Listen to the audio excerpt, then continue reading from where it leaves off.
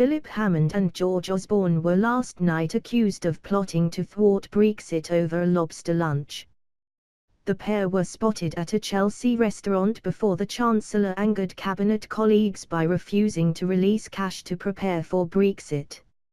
Mr. Hammond agreed to the lobster plot meeting despite his Treasury predecessor's vendetta against Theresa May. Mr. Osborne, who now edits the London Evening Standard, is said to have told friends he would not rest until the Prime Minister was chopped up in bags in my freezer. Fellow diners said the pair chatted conspiratorially at a corner table at Carafini over a very long lunch.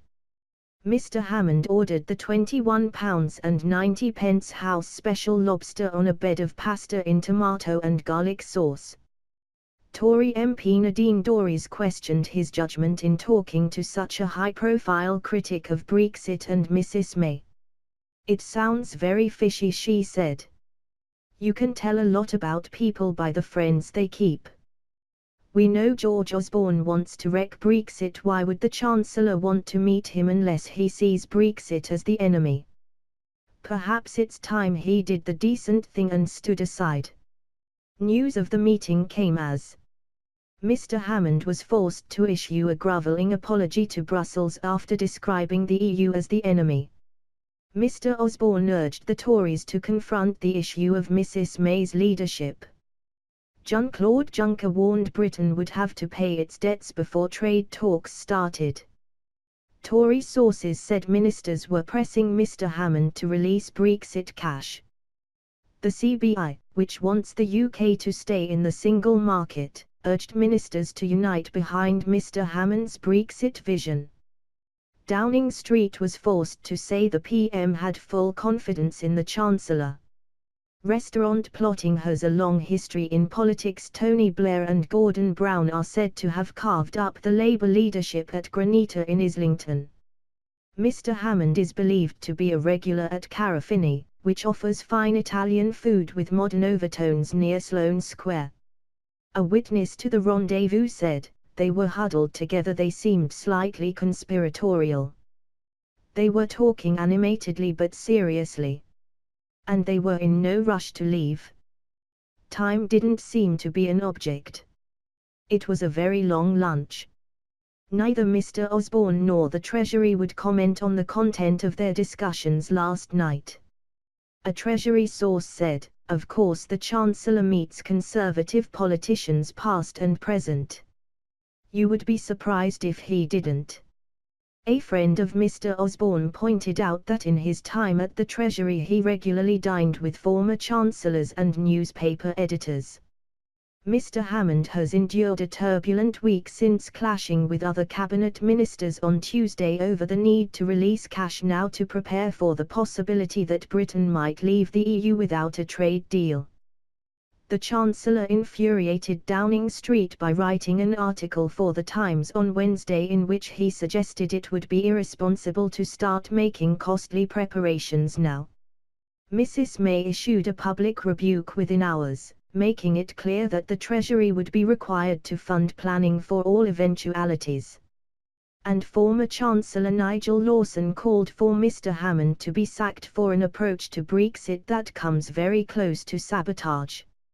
Mr. Hammond's close relations with his predecessor stand in contrast to his strained relationship with Mrs. May. One government insider yesterday said the pair can't bear to be in the same room. Mrs. May had planned to sack her Chancellor after the election but was too weakened to carry out the purge after losing her Commons majority. Speculation is mounting that Mr. Hammond could be axed in an autumn reshuffle if next month's budget is a flop. But a spokesman for Mrs. May yesterday insisted the pair have a good working relationship. Mr. Hammond's decision to maintain cosy relations with Mr. Osborne will anger Eurosceptics and raise eyebrows in Cabinet. The former Chancellor, who was sacked by Mrs. May last year, is widely suspected of coordinating opposition to Brexit from outside government. He has used the Evening Standard to undermine Mrs. May and her ministers.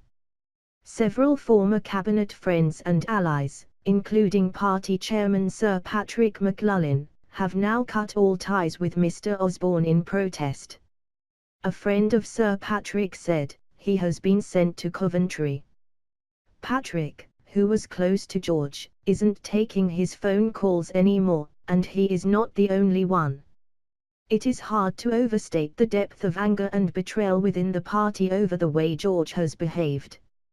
His attacks on Theresa are despicable.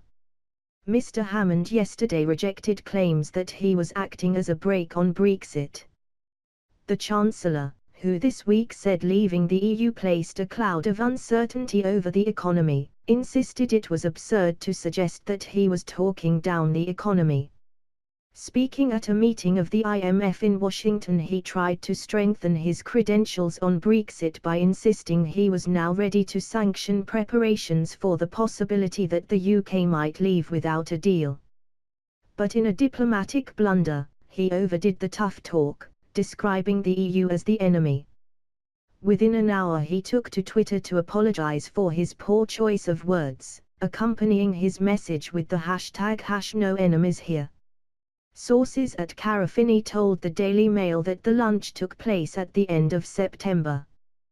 But Treasury sources insisted it was earlier.